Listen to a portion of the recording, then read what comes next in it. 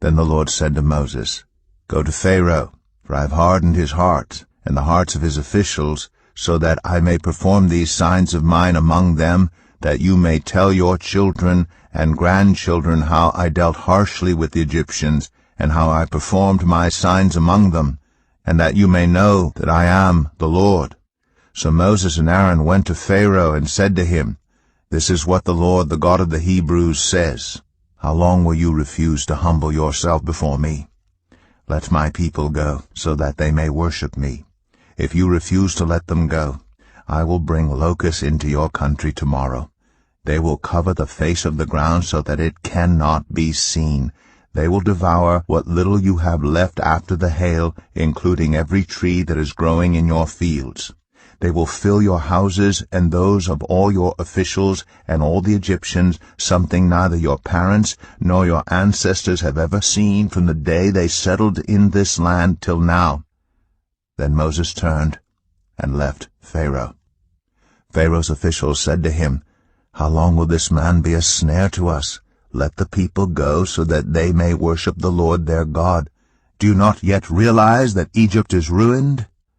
Then Moses and Aaron were brought back to Pharaoh. "Go worship the Lord your God," he said. "But tell me, who will be going?" Moses answered, "We will go with our young and our old, with our sons and our daughters, and with our flocks and herds, because we are to celebrate a festival to the Lord."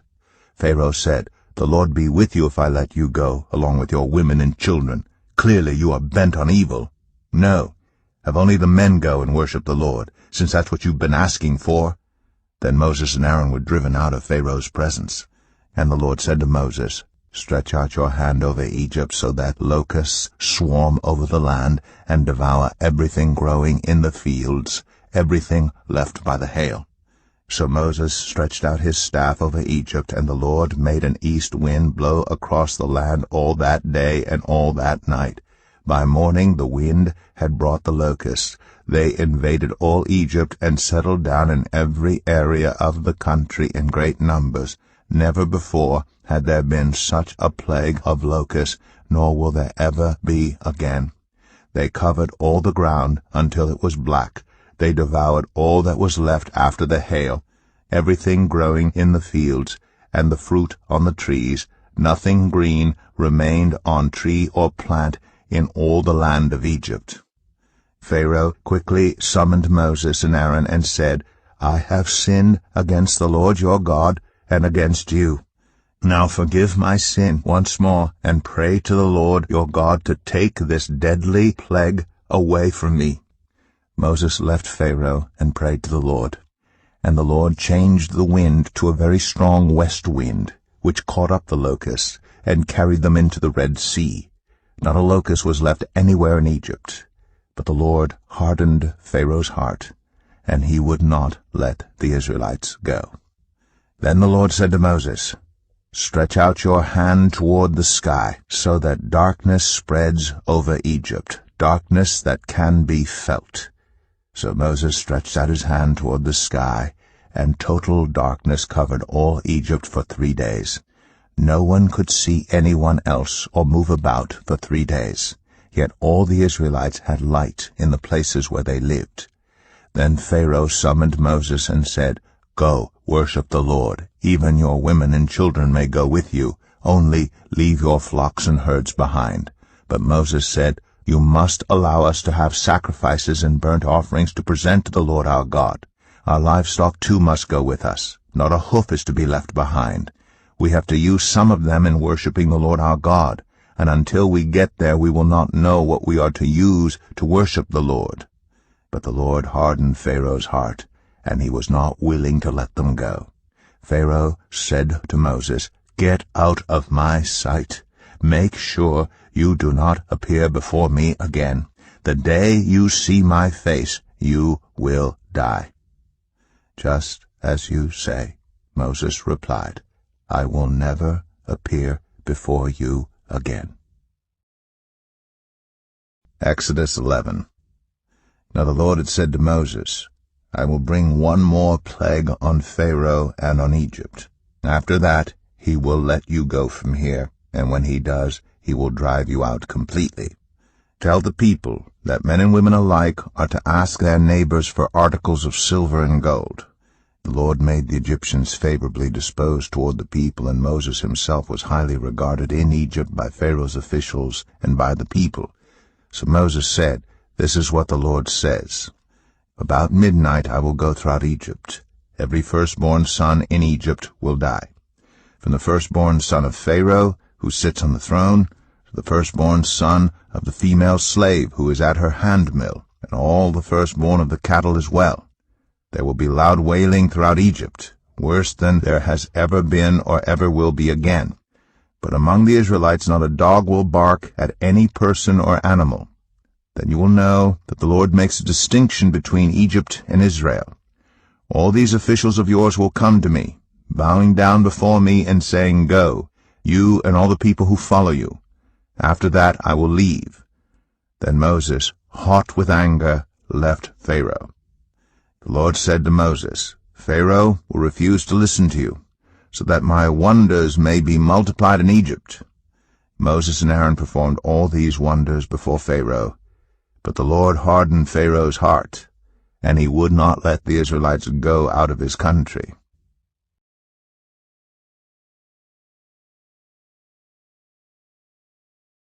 Exodus 12. The Lord said to Moses and Aaron in Egypt, "This month is to be for you the first month of your year. Tell the whole community of Israel that on the 10th day of this month each man is to take a lamb for his family, one for each household. If any household is too small for a whole lamb, they must share one with their nearest neighbor, having taken into account the number of people there are.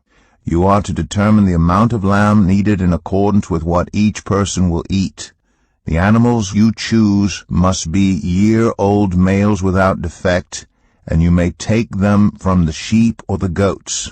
Take care of them until the 14th day of the month, when all the members of the community of Israel must slaughter them at twilight. Then they are to take some of the blood and put it on the sides and tops of the door frames of the houses where they eat the lambs. That same night they are to eat the meat roasted over the fire, along with bitter herbs and bread made without yeast.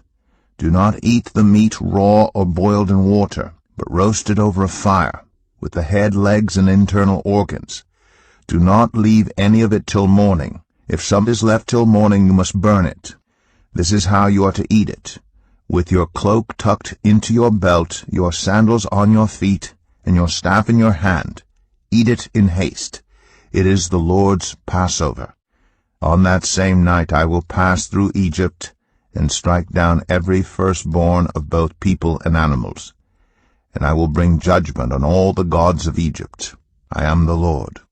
The blood will be a sign for you on the houses where you are, and when I see the blood, I will pass over you.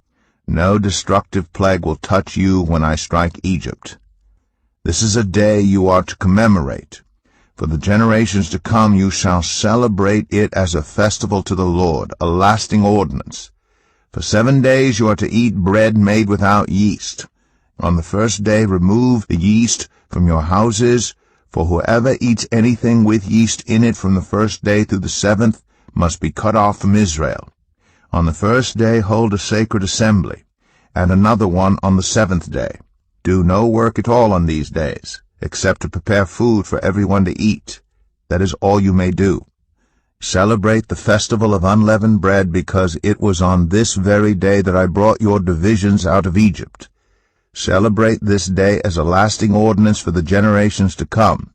In the first month you are to eat bread made without yeast, from the evening of the 14th day until the evening of the 21st day. For 7 days no yeast is to be found in your houses, and anyone, whether foreigner or native-born, who eats anything with yeast in it must be cut off from the community of Israel. Eat nothing made with yeast. Wherever you live, you must eat unleavened bread. Then Moses summoned all the elders of Israel and said to them, Go at once and select the animals for your families and slaughter the Passover lamb. Take a bunch of hyssop, dip it into the blood in the basin, and put some of the blood on the top and on both sides of the doorframe. None of you shall go out of the door of your house until morning. When the Lord goes through the land to strike down the Egyptians, he will see the blood on the top and sides of the door frame, and will pass over that doorway. And he will not permit the destroyer to enter your houses and strike you down. Obey these instructions as a lasting ordinance for you and your descendants. When you enter the land that the Lord will give you as he promised, observe this ceremony. And when your children ask you, "What does this ceremony mean to you?" then tell them, "It is the Passover, sacrifice to the Lord, who passed over the houses of the Israelites in Egypt and spared our homes when he struck down the Egyptians." Then the people bowed down and worshipped. The Israelites did just what the Lord commanded Moses and Aaron.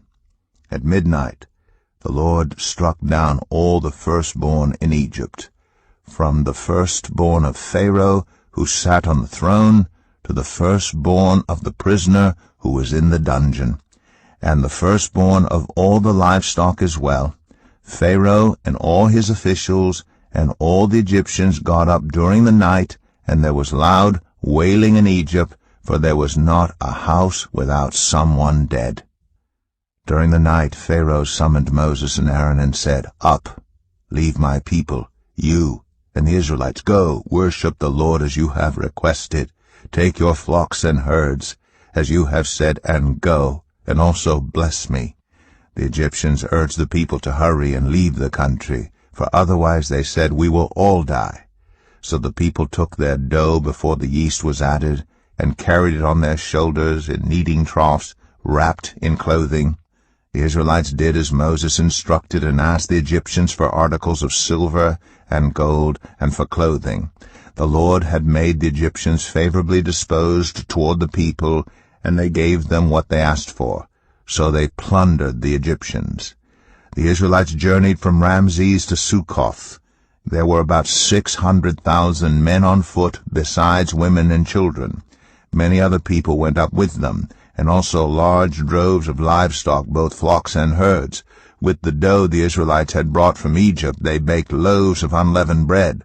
The dough was without yeast because they had been driven out of Egypt, and did not have time to prepare food for themselves.